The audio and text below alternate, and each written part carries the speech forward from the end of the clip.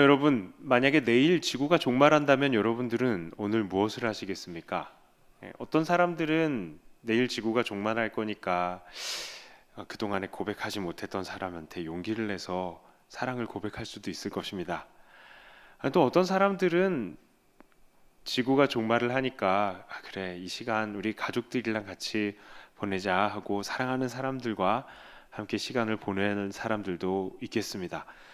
그런데 또 반면에 그렇지 않은 사람들도 있을 것 같아요. 당장에 내일 지구가 멸망을 할 텐데 내가 뭐 이렇게 살아서 뭐 하겠나 하고 좀 범죄가 일어날 수도 있을 것 같고 세상이 혼란에 빠질 수도 있을 것 같습니다. 자, 오늘 본문의 데살로니가 교회 사람들이 그러했습니다. 오늘 본문의 이들 중에서 좀 무질서하고 또 게으른 사람들이 있다는 것을 우리 본문은 지적하고 있습니다. 물론 당시에는 여러 부류의 게으른 사람들이 있었습니다. 대표적으로 게으른 사람들을 꼽자면 바로 귀족들이라고 할 수 있겠죠. 그 귀족들이야 뭐 일을 할 필요가 없습니다. 왜냐하면 집안일이고 뭐 바깥일이고 전부 다 노예들이 다 해주니까 정말 자기가 먹고 살기 위해서 일을 한다는 것은 뭐 별로 필요는 없을 것입니다. 두 번째로 당시 게으른 사람을 들자면 많지는 않았습니다만 대표적으로 가짜 순회 전도자들을 또 들 수도 있겠습니다. 이 초대교회 때에는 종종 이 지역 저 지역을 다니면서 하나님 말씀을 가르치고 전도를 하는 순회 전도자들이 있었습니다. 이들이 이렇게 다니면서 복음을 전할 때에 성도들은 그들을 영접하였고 그들에게 먹을 것을 제공하고 또 잠잘 곳을 제공하고 또 그들이 다음 마을로 갈 때도 갈 때 여비도 챙겨주는 그런 것들, 좋은 풍습이 있었습니다. 그러나 그것을 악용하는 사람들도 있었습니다. 한마디로 가짜들이었죠.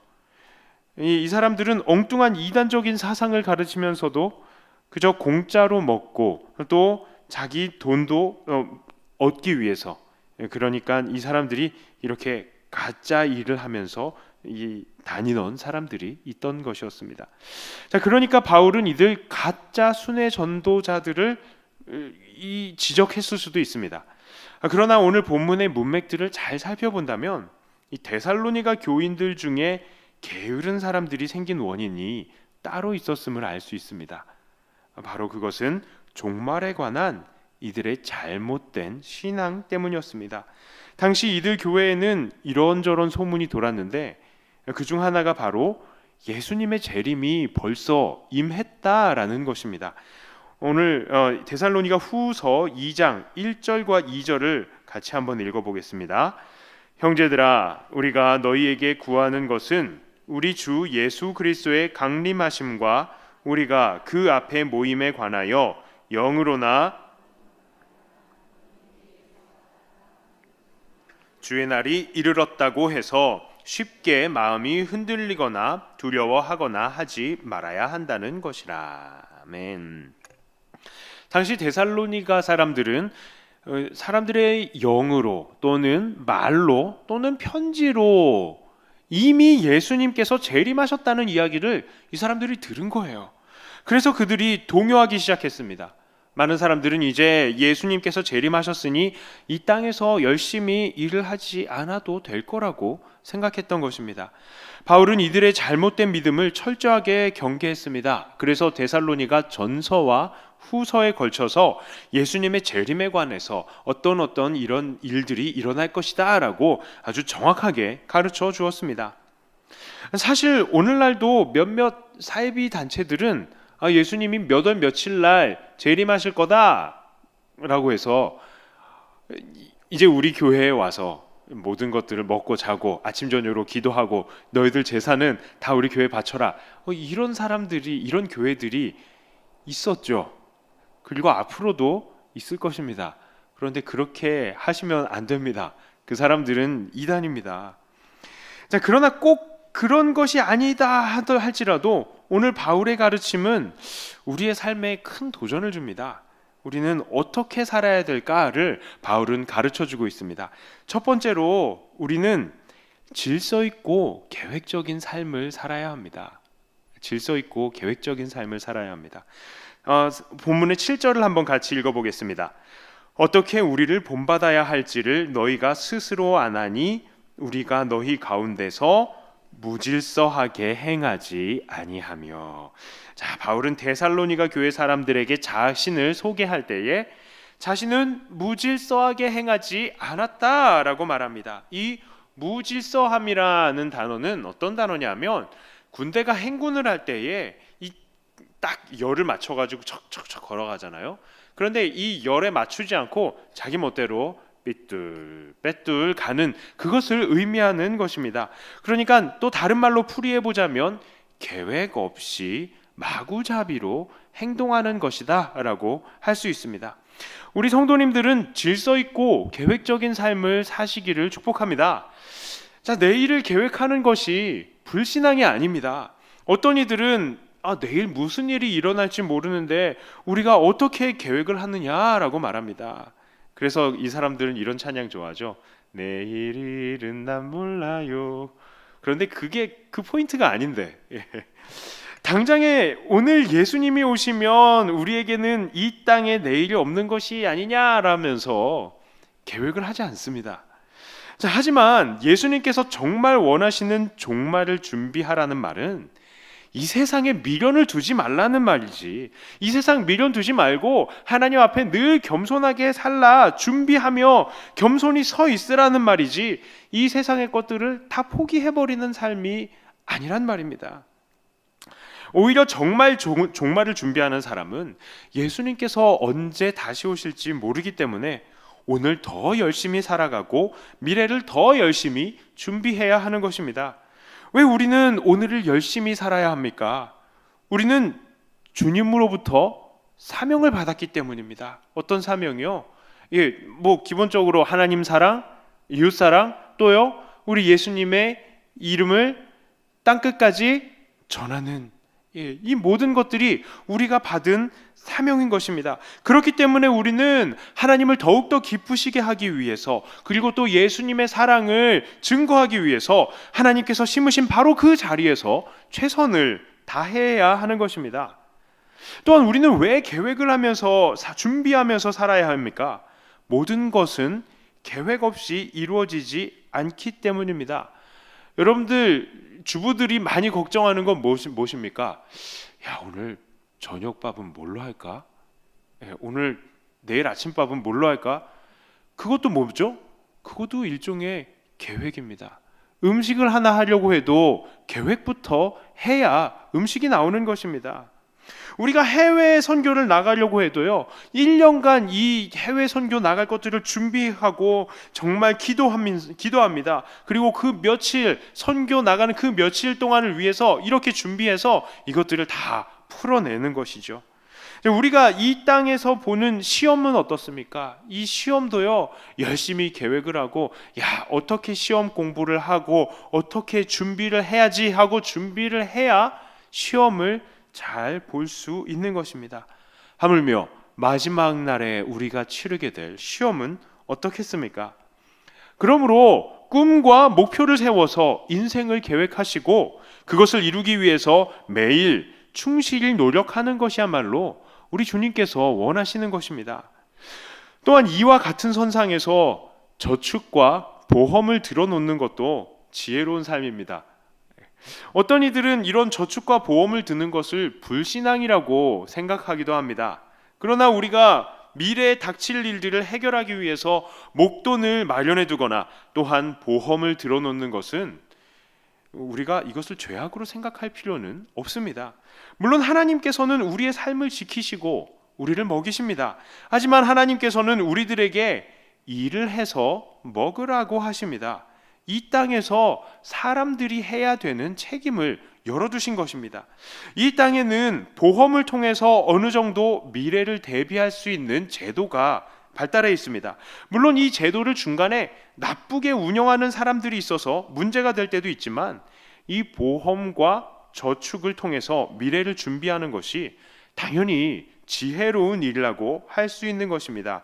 이것을 불신앙이라고 생각하는 것은 이게 마치 인간 의사에게 치료를 받는 것이 불신앙적이다라는 생각과도 같은 것입니다. 성경에도 병이 들면 장로를 초대해서 상처에 기름을 바르고 기도를 하라고 하는데 이 기름이 바로 약 아닙니까? 우리는 병이 났을 때에는 기도와 함께 약도 써야 하는 것입니다. 그런 것처럼 이 땅에서 우리가 준비할 수 있고 이용할 수 있는 것들은 우리가 충분히 이용해야 하는 것입니다. 자, 두 번째로 우리는 스스로 일해서 먹어야 합니다. 스스로 일해서 먹어야 합니다. 12절의 말씀을 함께 읽겠습니다. 이런 자들에게 우리가 명하고 주 예수 그리스도 안에서 권하기를 조용히 일하여 자기 양식을 먹으라 하노라. 아멘. 일을 하지 않는 자들은 먹지 않아야 하는 것이 당연한 겁니다. 일을 하지 않는 자들은 먹지 않아야 되는 것이 당연한 것입니다.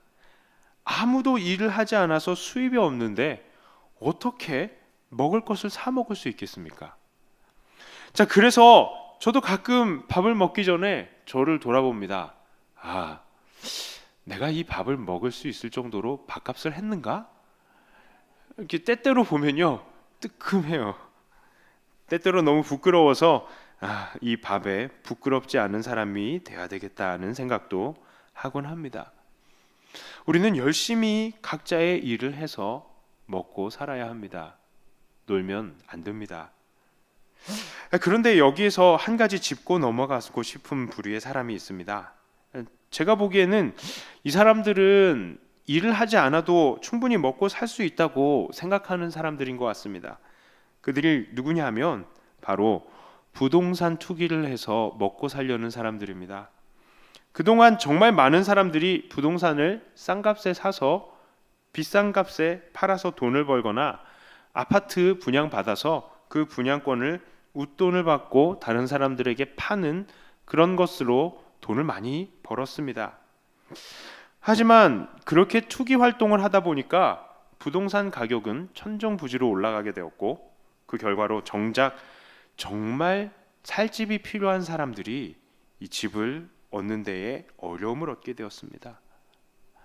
자, 이런 투기 활동도 바로 일하지 않고 편하게 돈을 벌어보려고 하는 시도입니다. 만약 우리가 이 시세 차익으로 돈을 벌었다고 생각해 보십시오. 그렇다면 제가 돈을 벌기 위해서 일한 것은 무엇입니까? 과연 원래 돈이란 것이 무엇입니까? 돈은 일한 것에 대한 결과가 바로 돈이 되어야 될 것입니다. 자, 그런데 내가 만들어내거나 일한 것이 아무것도 없는데 돈이 들어왔습니다. 그럼 이 돈은 누구 겁니까? 이 돈은 우리 게 아닌 거예요. 이 돈은 원래 남의 것이 되었어야 하는 것입니다. 우리가 이 사실을 간과하지 말아야 됩니다. 하나님께서는 이 점을 바로 명확히 하시고 이스라엘 사람들에게는 토지는 하나님의 것이니 영구히 팔지 말라는 것을 레위기 25장 23절에 말씀하고 있습니다. 열심히 일해서 먹고 살아야 됩니다. 어르신들도 이제 100세 시대니까요. 힘 있으신 분들은 소일거리라도 하십시오. 괜찮습니다. 일을 하십시오. 다치지 않는 선에서요.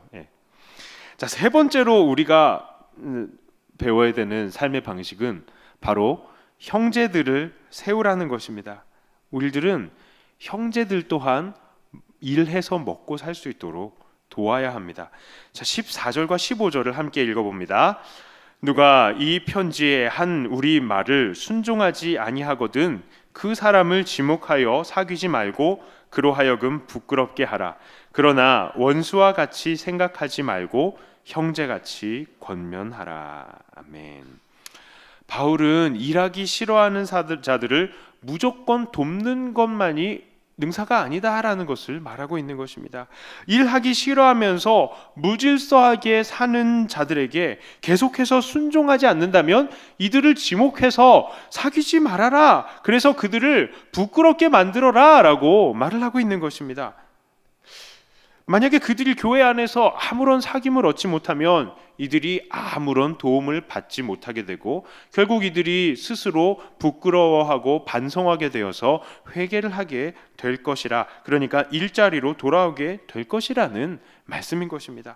자, 우리는 이 말씀에서 이런 생각을 할 수도 있어요. 아니, 교회 안에서 왕따를 조장하는 거 아니야? 이렇게 생각할 수도 있습니다. 하지만 이것은 왕따가 아닙니다. 이 지목하여서 사귀지 말라라는 것은 교회에서 공적으로 선포하여서 사귀지 말라는 것인데, 예수님도 이런 과정에 대해서 말씀을 하셨습니다. 바로 마태복음 18장 15절부터 17절까지의 말씀입니다. 제가 읽어드립니다. 내 형제가 죄를 범하거든 가서 너와 그 사람과만 상대하여 권고하라. 만일 들으면 네가 네 형제를 얻은 것이요, 만일 듣지 않거든 한두 사람을 데리고 가서 두세 증인의 입으로 말마다 확증하게 하라. 만일 그들의 말도 듣지 않거든 교회의 말하고 교회의 말도 듣지 않거든 이방인과 세리와 같이 여기라. 아멘. 이게 바로 우리 교회에서 따라야 되는 권징의 절차입니다. 어떤 사람이 죄를 범한 것을 발견합니다. 자, 그러면 그 죄를 범한 것을 발견한 사람이 찾아가서 1대1로 그 사람을 권합니다. 그런데 그 사람이 말을 듣지 않습니다. 그러면 교회에서 두세 사람을 함께 초대해서 그 사람에게 가서 권하고, 그래도 듣지 않으면 교회에 말하고, 그것도 듣지 않으면 이방인과 같이 여기라 라고 얘기합니다. 출교에 관해서 말하는 것이죠.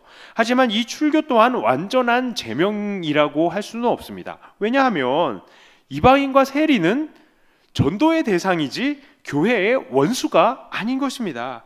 예수님도 이런 부류의 사람들과 친하게 지냈던 것 여러분들 다 기억하십니다. 자, 예수님께서 이런 권면의 절차를 통해서 바라셨던 것은 바로 이들이 회개하라는 것이지 이들을 왕따시키려고 했던 것은 아니었던 것입니다. 바울도 바로 그런 절차를 따르라고 권하는 것입니다. 그러니까 이 게으르고 무질서하게 사는 것이 바로 범죄이니까 이들이 온전하게 자기의 일을 할 수 있도록 가르치고 세우라라는 그런 말을 하고 있는 것입니다. 여기서 분명한 것은 형제를 사귀지 말라고 지목하는 것은 이 사람 왕따시키는 게 그 목적이 아니라 이 15절에도 말하는 것처럼 형제같이 권하라 라고 얘기하고 있죠. 이 사람을 세우기 위한 것이 목적인 것입니다. 어떻게 해요? 자기가 스스로 일해서 자기 먹을 것을 벌 수 있도록 하라는 것이죠. 자, 그러므로 우리 형제들이 서로 자기의 일을 해서 먹을 수 있도록 도와야 합니다. 우리 주변에 보면 일을 할 수 있는데도 힘든 일을 하기 싫어하고 또 그저 다른 이들의 자비를 바라며 오히려 그것이 자기의 권리인 양 생각하는 사람들도 있습니다. 우리는 그 사람들을 도와야 합니다. 도와야 하되 그저 물질적으로만 채워주는 것에 그쳐서는 안 되고 정말 일할 수 있도록 일자리도 만들어주고 심은 데서 거두는 그 기쁨을 누릴 수 있도록 도와줘야 합니다. 하지만 오늘날에는 이런 일을 안 하면서 놀고 먹는 사람들보다도 일을 하고 싶어도 일자리가 없어서 일을 하지 못하는 사람들이 많은 것도 사실입니다.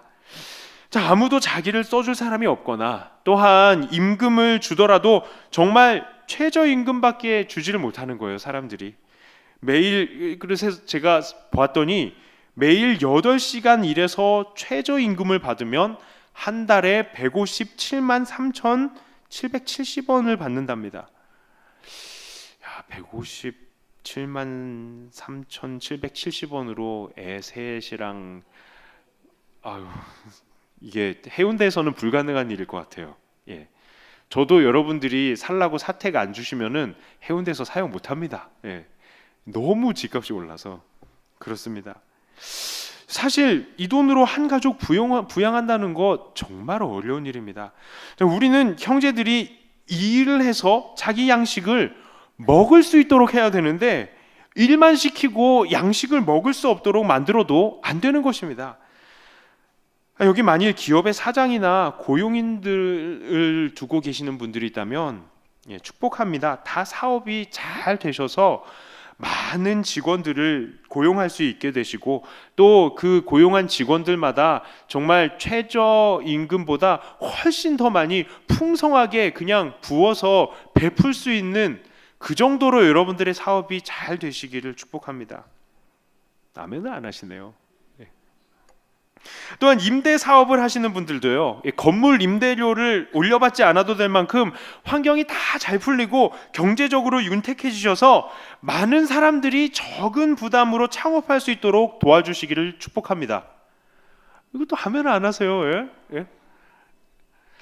제가 정말 도전을 받은 권사님 한 분이 있어요. 우리 교회 권사님인데 10년째 임대료를 안 올리고 계신다 합니다. 경제적으로 사실 부담이 있어요. 부담이 있습니다. 그런데 그렇게 하고 계시답니다.